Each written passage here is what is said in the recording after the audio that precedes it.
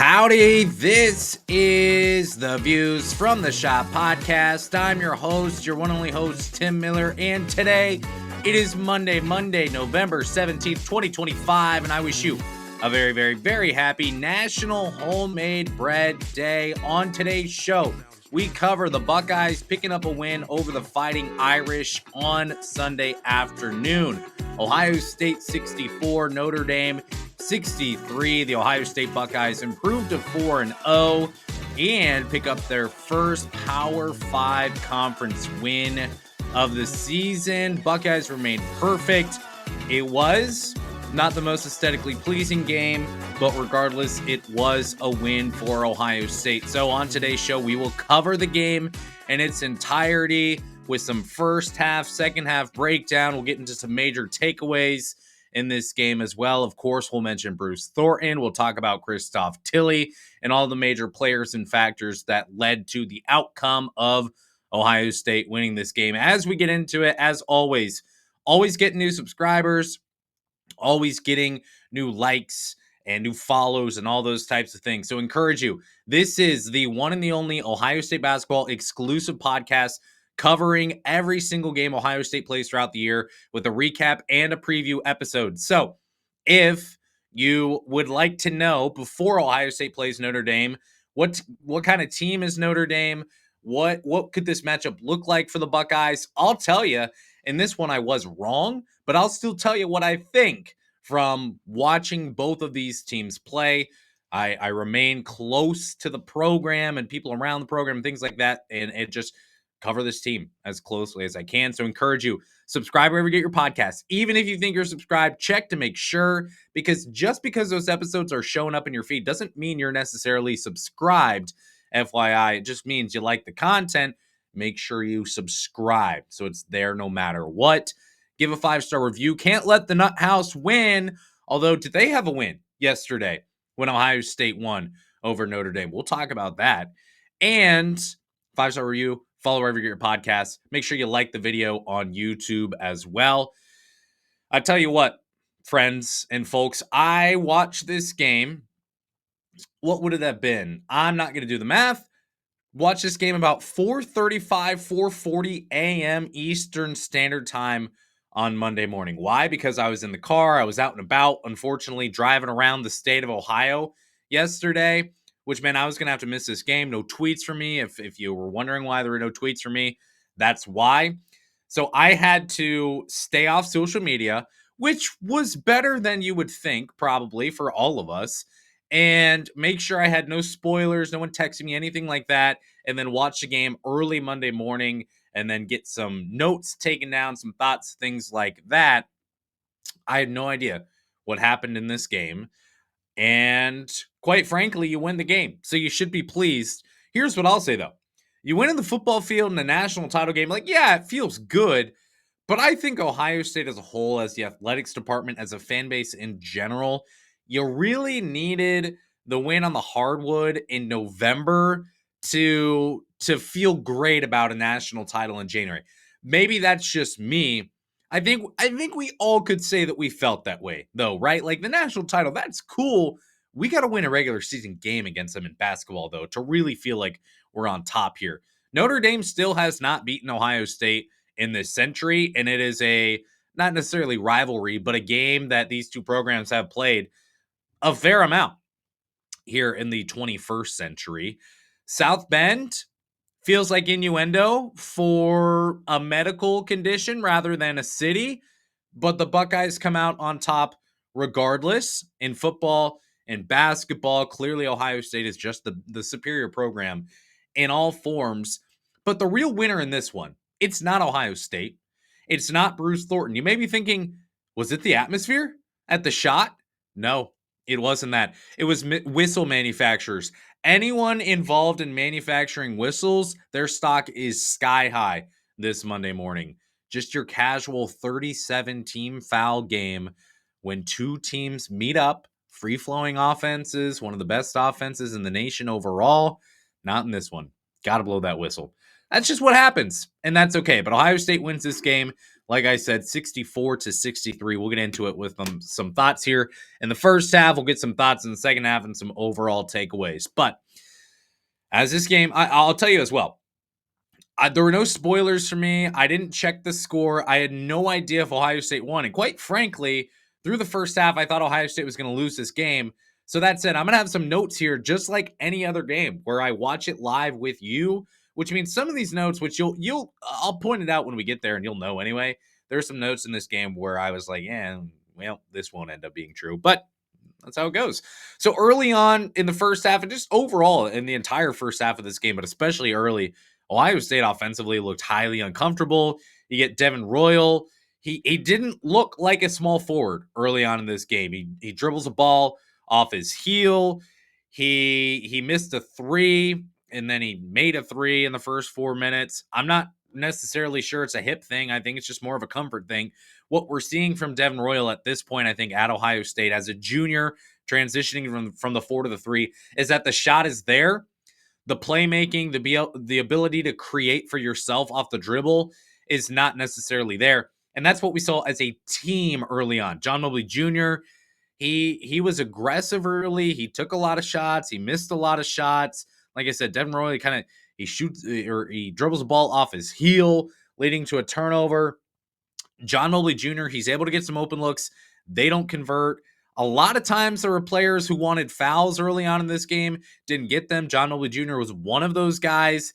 Brandon Knoll, I thought he was great early defensively, kind of keeping Ohio State in this game, because if you can't score offensively, in order to stay in it, especially against a team like Notre Dame, you're going to have to get some stops, and that's what Brandon Knoll did. He had a steal and a block. He didn't score a single point in this game, I don't believe. Let me scroll to make sure. Brandon Knoll, 0 points in this game. 0 of 0 from the field. He did miss, or sorry, no, he didn't even take a free throw. He had 0 offensive rebounds and 1 defensive rebound. Is where I see the O-1. So 19 minutes, he doesn't take a shot in this game. He doesn't score. He only had 1 rebound, which is highly uncharacteristic of Brandon Knoll, but he did have a block and he did have a steal, both of those coming early on, which allows you to kind of keep it a little bit closer with the Notre Dame offense. That at least I was curious, when is this offense going to start getting going? And they never really did. And offensively, again, it was just hard hedge after hard hedge, doubling or choking down in the post on the big men. They struggled with the pick and roll, Ohio State did early offensively, especially with those hard hedges. And you can dump the ball down, but when they come to not necessarily double, but just dig, then you'll kind of reverse the ball to the weak side. Notre Dame rotating really, really well. It felt like a strong game for Notre Dame defensively early on, where they just wouldn't allow Ohio State to have its way in this game. You're down 11-6 with 4 turnovers, 6 minutes into the game.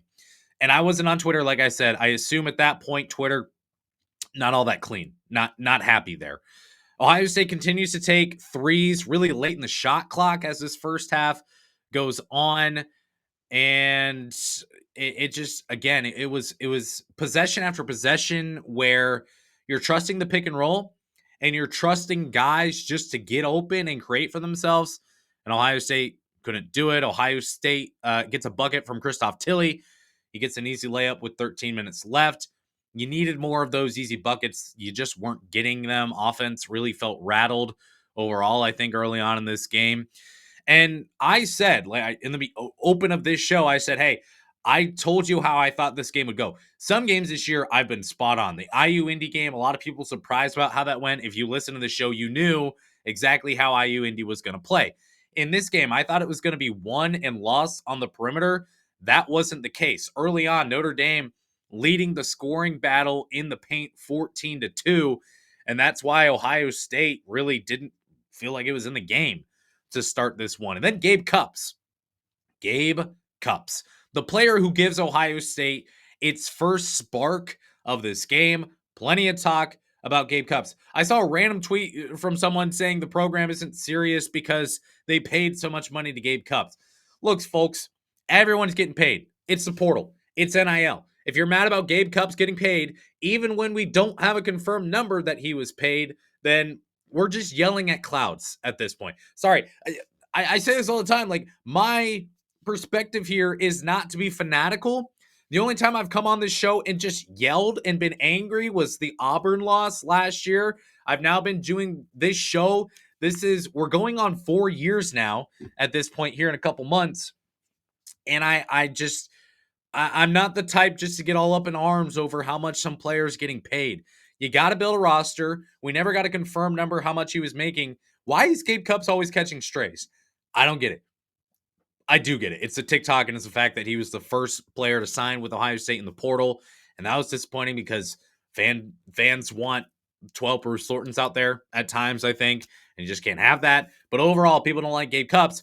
It's a nice layup with the right hand. Then he steals a pass or a dribble. He had a steal at some point. He finds Bruce Thornton, picks up an assist where Bruce Thornton makes a three. And then on the next possession, Gabe Cupps draws a foul offensively. So you're seeing him give Ohio State some life, a team that desperately needed it there early on in this game with 7:38 left. Ohio State down 23-17. John Mobley Jr. hits a three to make it 23-20. Feels like at times with John Mobley Jr. this year, he's been forcing some shots. It feels like he's had trouble naturally getting into the feel of the game. He's got range. It feels like at times it's been all or nothing for him, but he did shoot the three ball. He has shot the three ball well overall here at Ohio State as a sophomore. In this game from three, he goes 2 for 5. I think it might be his second game in a row going 2 for 5 from deep. So John Mobley Jr., he's efficient from deep. Inside the three-point line, he's really struggled. I'll talk about that later on in the show. But you get the game to 23-20. And then this is a game where the fouls really start to pick up. And Ohio State has the ability here to kind of close the first half on a run. And you're down 34-31. Bruce Thornton hits a nice shot there right before the half. And with 2 seconds left, smart by Notre Dame to call that timeout with two seconds left.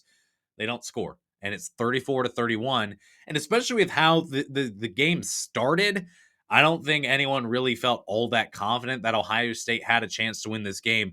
You look at some of the stats, especially in the first half, the fact that you're down by only 3 points, it made you feel good. But in those final couple of minutes, Ohio State starts to fight back. They claw back into the game, and you're in a good spot. You're at home, and you're down by 3 points against a Power 5 team heading into the half. I know some fans, you will see fans talking about, yeah, it's a Power 5 team, but it's also just Notre Dame. Look how bad they've been.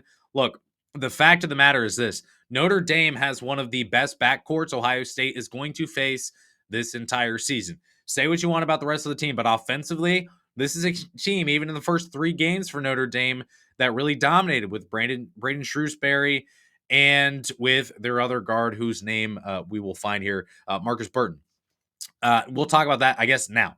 So at the half, Notre Dame had 34 points. 24 of those points come in the paint. They're 61% from the field. Jalen Harrelson has 10 points. He leads away. He was a tough guard, but also a confusing guard for me, I think, for Ohio State. This is a player who absolutely doesn't want to take shots from deep.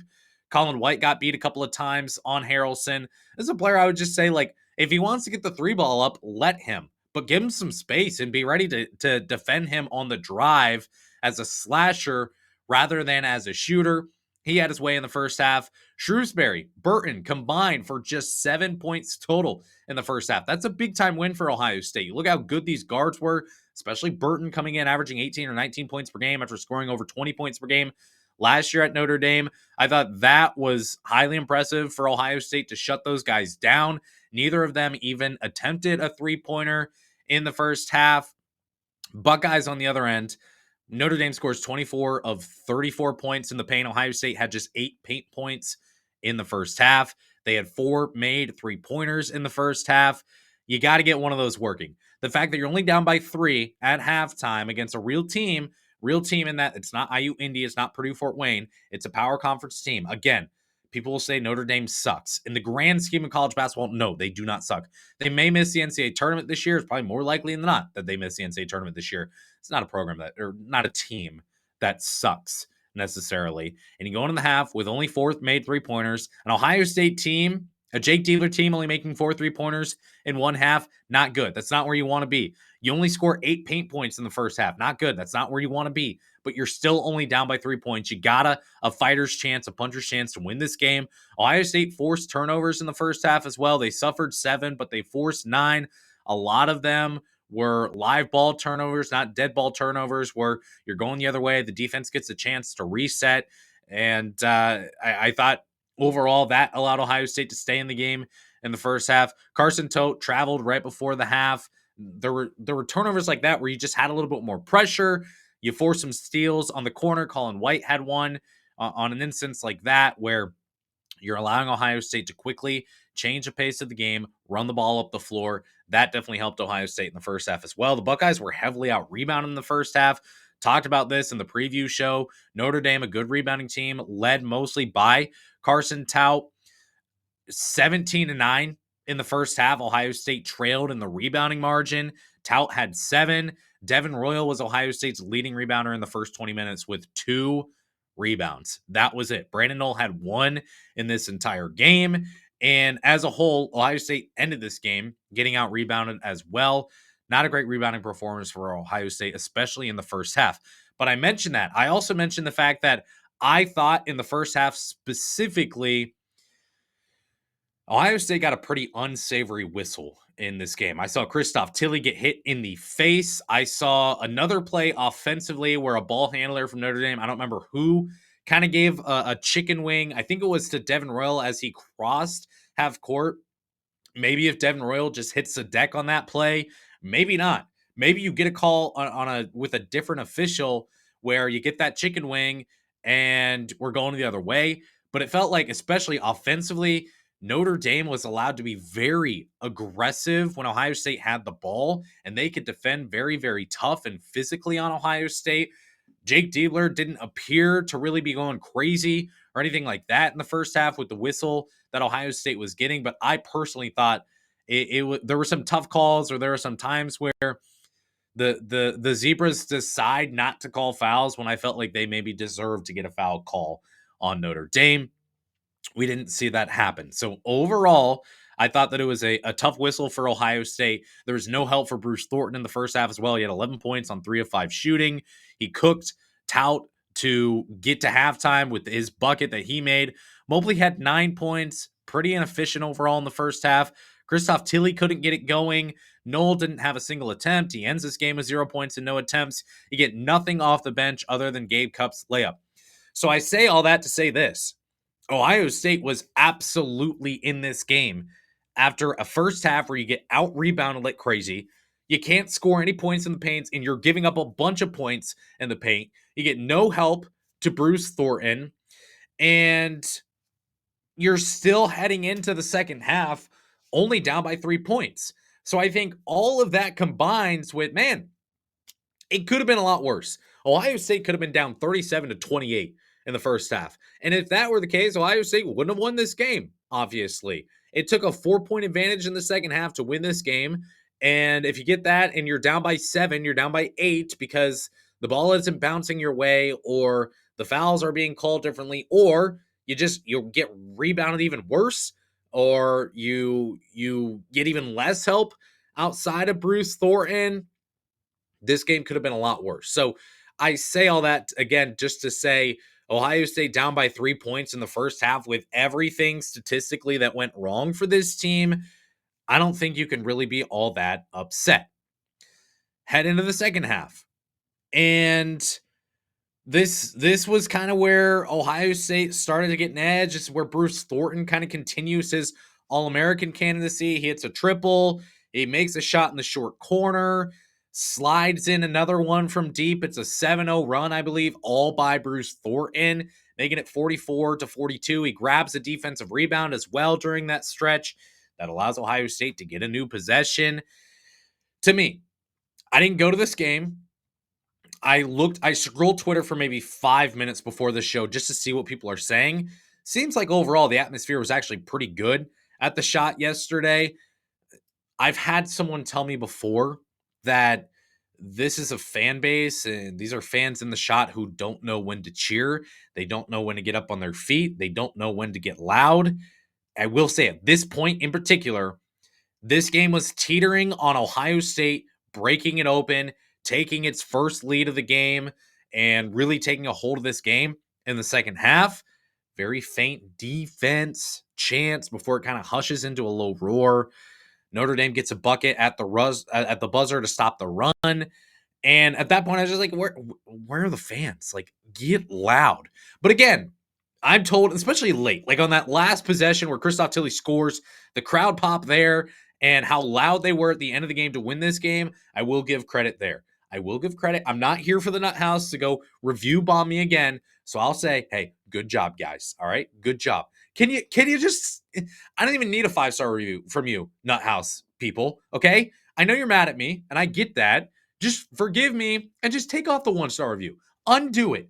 Just do that. Undo the 1-star review. You don't need to give me the 5-star review, but you plummet my ratings, man. I'm not okay with that. So that said, that's why I need 5-star reviews out of you. If you're watching the show on YouTube, open up your favorite podcast app, or if you're listening, give a 5-star review.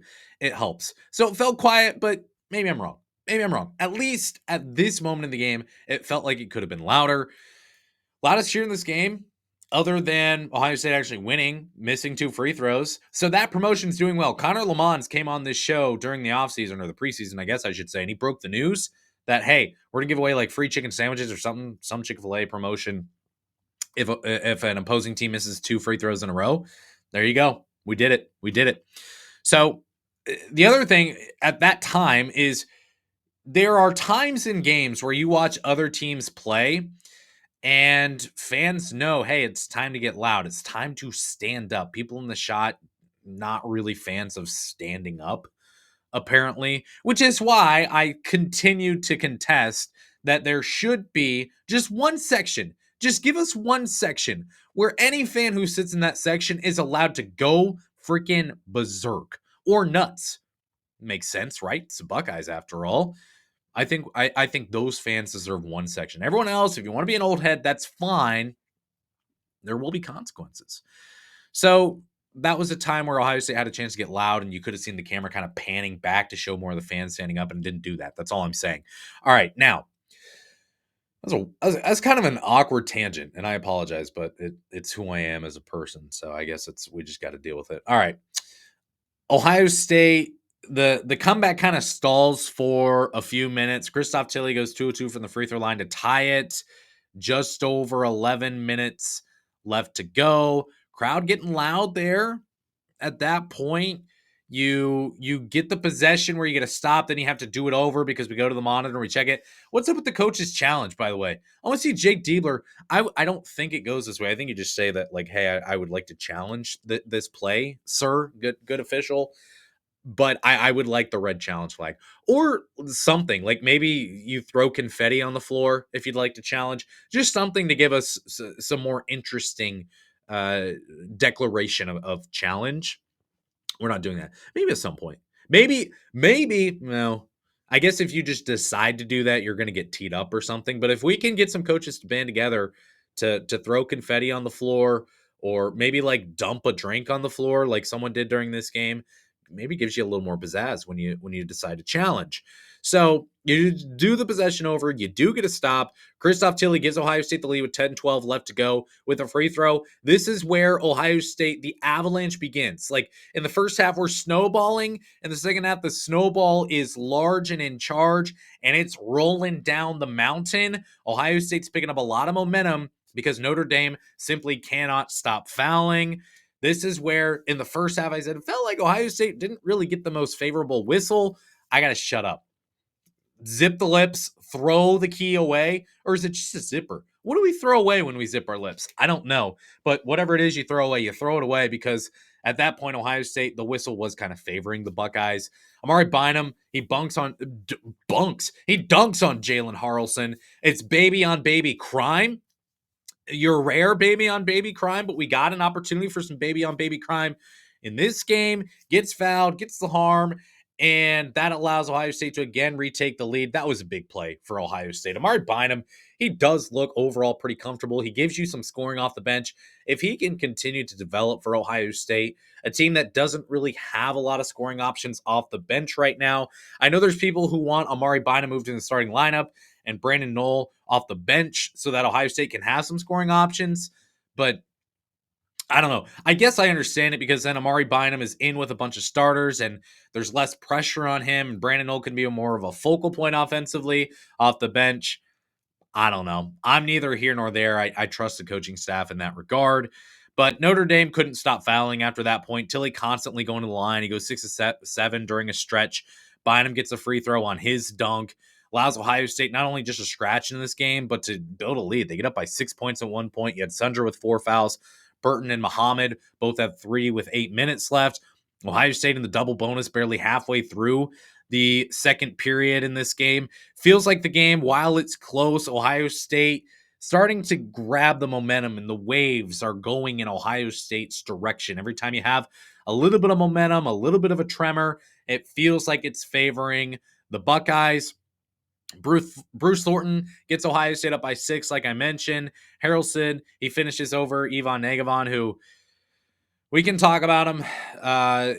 Just not getting a lot of great minutes, it feels like, out of Ivan Negavon at this point. He had 9 minutes in this game, 0 of 1 from the field, and a shot you'd like to see him make, obviously. He picks up 2 personal fouls in those 9 minutes. He only has 1 rebound. Did have 2 assists, so you take that, but defensively, I'm not sure it's all the way clicking for him. 5 minutes left in the game. It's a 1-point game. Another score gives Notre Dame, after 3 straight possessions of points, allows Notre Dame to tie this game up. So then it's go time. This is where things start to get very, very nervous for Ohio State and Notre Dame fans. Bruce Thornton, the All-American himself, he hits the triple off a pump fake, 1 dribble pull-up, throw it in. He hits it, gets Ohio State the advantage with just under 4 minutes left to go. I'm here to start the Bruce Thornton All-American All-American candidacy for him. I'm here to lead the campaign, lead the charge for him. Yeah, after that 3-pointer, he did have 2 turnovers on 2 straight possessions. That's just propaganda from big All-America. That's not real, okay? We're exaggerating. It didn't actually happen. He got bumped. We're not blaming Bruce Thornton for that. This guy is playing like an All-American right now. We'll talk about that later on the show. But Ohio State, they're one of 7 as a team heading into that final timeout before they make the shot from Christoph Tilly, 63-62. Here's one thing I'll say. Once we get down to this final stretch, we saw Ohio State lose more games than they won, whether it be a 1-possession game, a 5-point game, a 7-point game, any kind of game that was in crunch time last year. Ohio State was losing more of those games than they were winning. When you get down to the point that you're down by 1 point against Notre Dame and you need a bucket, you call a timeout, the shot clock is off. We all know what's happening here. Ohio State has a chance to win this game. Say what you want about Jake Diebler. Say what you want about the state of the program, which I will get to here as well in a second. But this is a team that needed a bucket out of a timeout. And this is where, even as I said in the last game for Ohio State, where things were, it felt not necessarily fluky, but you weren't where you wanted to be. It was time for Jake Diebler and this team to step up and prove that you should be leading this program. And Jake Diebler does it again. And whether the shot goes in or not from Christoph Tilly, I don't care about that. It's, are you drawing up actions that are advantageous for your best scorers? And that's what they did in this one. The first action for John Mobley Jr. to make a 3, it wasn't there. You find Christoph Tilly. And because Jake Diebler went to the portal and did it the right way this offseason.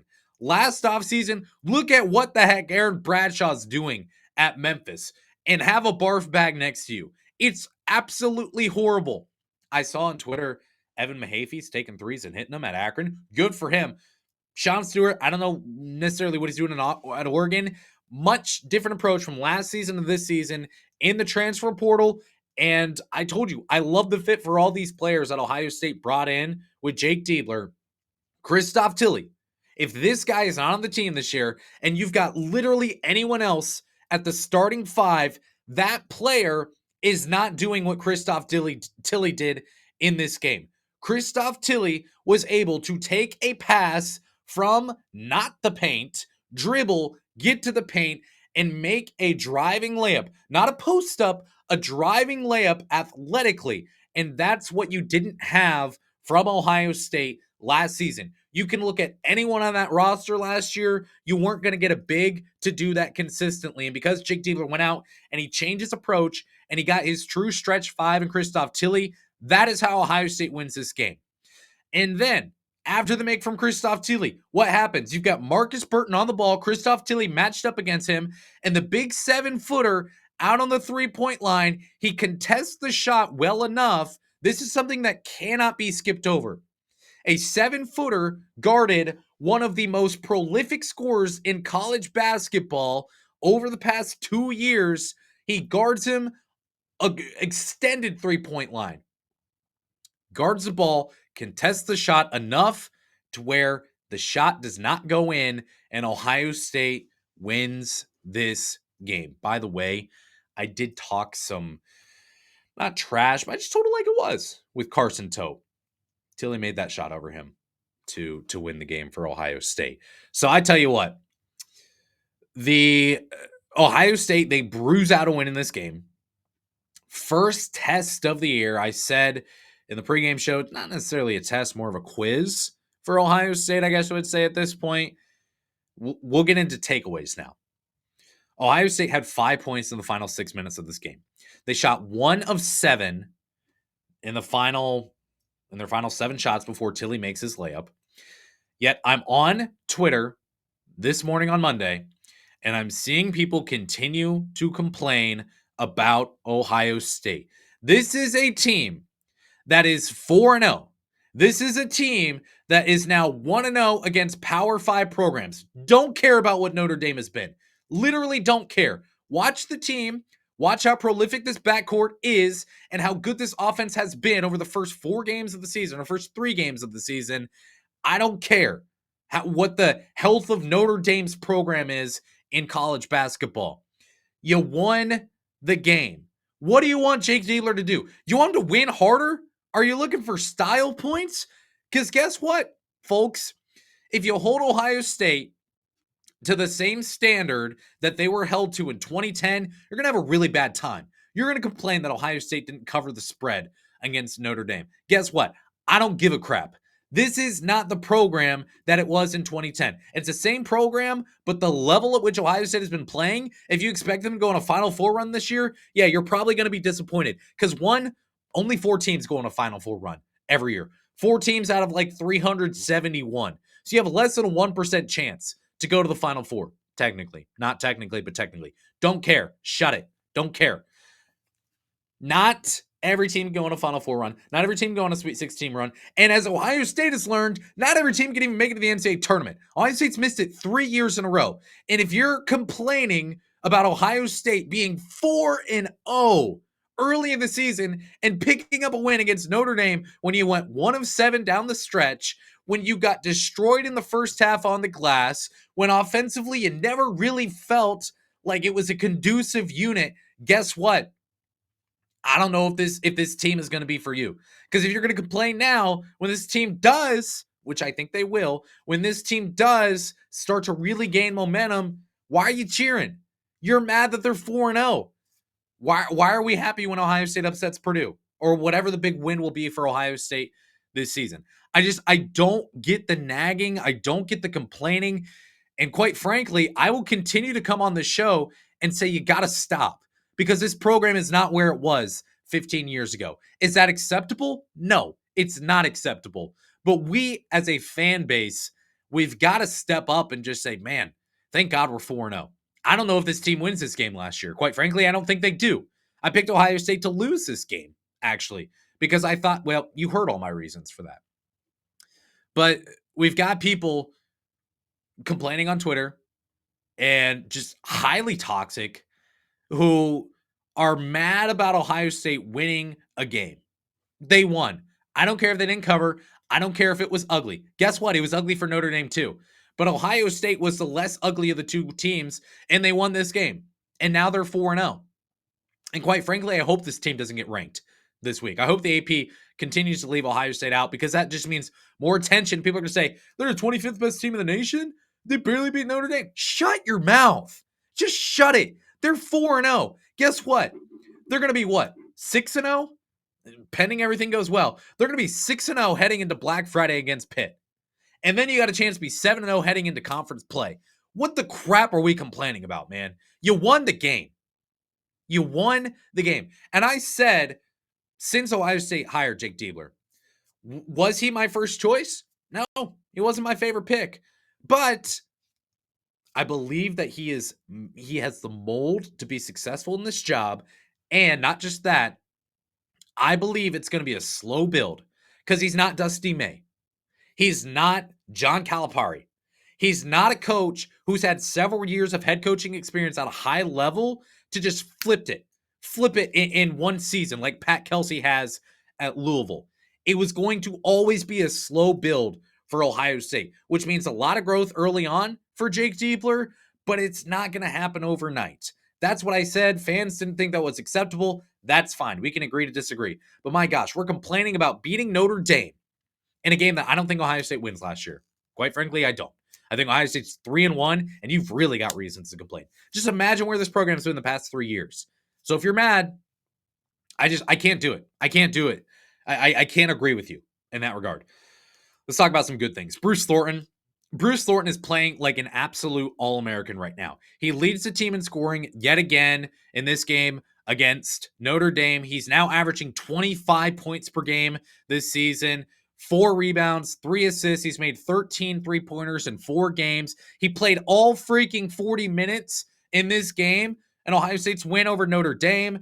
Ohio State's going to have to win games down the stretch in order for Bruce Thornton to remain in that All-American conversation.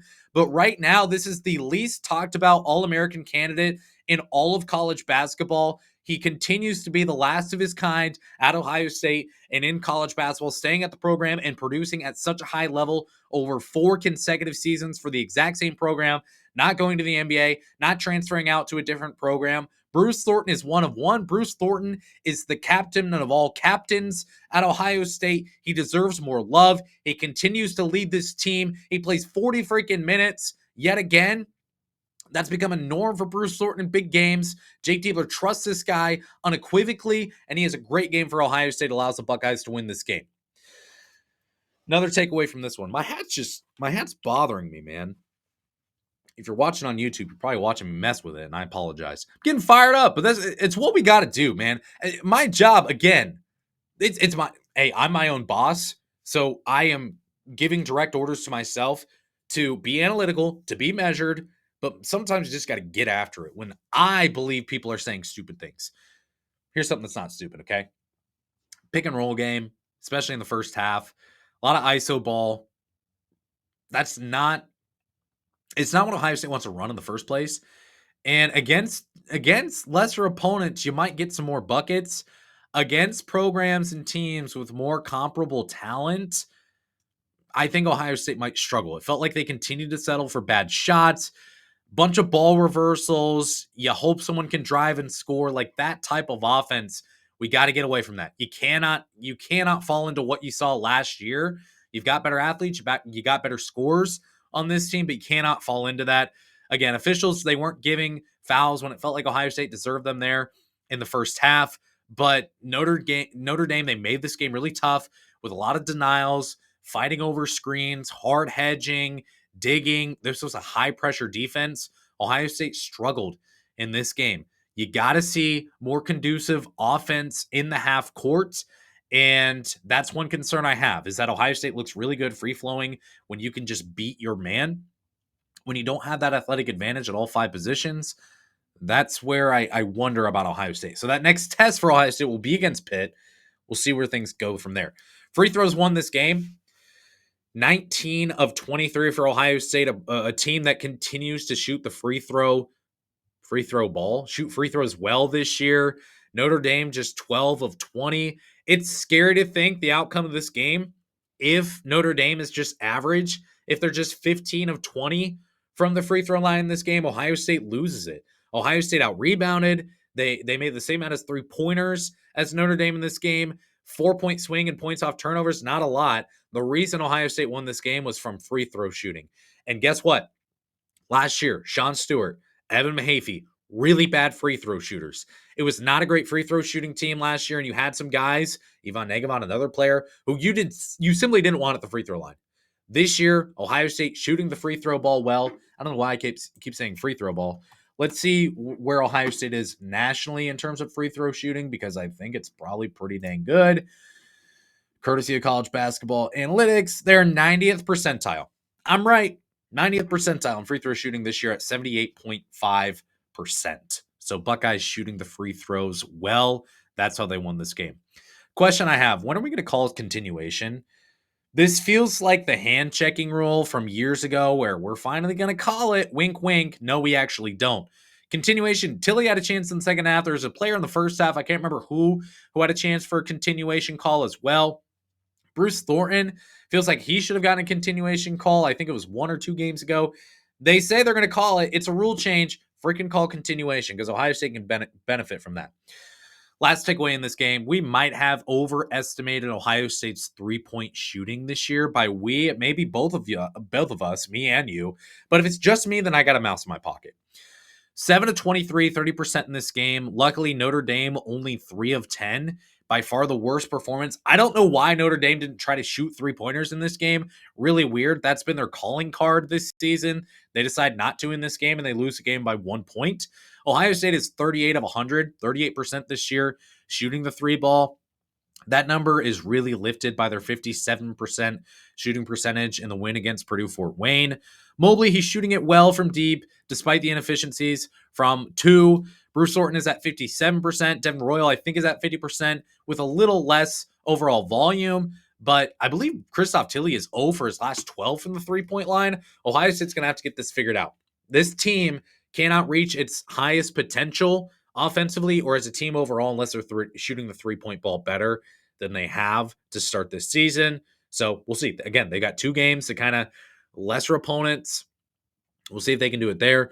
Overall, Ohio State would like to see them shoot the 3 ball better overall. All right, those are my takeaways from this game. Those are my thoughts on this game. Ohio State picks up the win. Again, there's people complaining. The thing I love about the Substack, which I didn't even plug, if you're all the way to this point, viewsfromtheshotpodcast.substack.com. Go there. I promise you to go there. And if you want a free week trial on the chat where I drop some more unknown news, I guess we'll say, some secret, some hush news, things like that. What I appreciate about that group is that they are much more measured. They are much more chilled out. They are not as fanatical. Sure, there's complaints. Sure, there's people saying, hey, we need to be better here. We need to be better there. I'm frustrated. Like, I get that. I get all of that. But overall, when I'm not dropping news and nuggets on the team, like on Devin Royal, people questioning if this is a long-term injury, I said on Saturday, I could be wrong. I haven't heard that. And lo and behold, Devin Royal is playing in this game and playing 32 minutes. I think Devin Royal is okay. When I'm not dropping news and nuggets on Ohio State basketball, fans will go in there and talk. I like that community a little bit better because they're a little less judgy and harsh, and they make my life easier. So I appreciate you guys. If you are paid subscribers, I appreciate you a bunch. If you want a free trial, reach out to me. I'll get you a link for a week free. All right. Buckeyes win this game by 1 point. They're 4-0. We can all take a deep breath and say, yeah, that's pretty good. I'm not too unhappy about Ohio State being 4-0. Or some people are, I guess. I don't get it. Buckeyes kind of have 2 bye games. They got Western Michigan on Thursday, 8 o'clock tip-off. They've got Mount St. Mary's on next Tuesday for a 6:30 tip-off before that Black Friday game against Pitt on ESPN. That game will be played at 7 p.m. That's the next big game you look to. Now you're looking to kind of build and stack a couple more wins before the Pitt game. But man, this team's undefeated, and it's going to have a real good shot to be 7-0 or at least 6-0 going into that game against Pitt. So we'll continue to cover this team. Appreciate you being here today, watching and listening along. I apologize, I got the show off a little bit late, just kind of how it went with the weekend, but we'll be back to preview Ohio State's game with Western Michigan on Wednesday. Until then, thank you for listening. to today's show. I shut up before you shut me off. Go Bucks.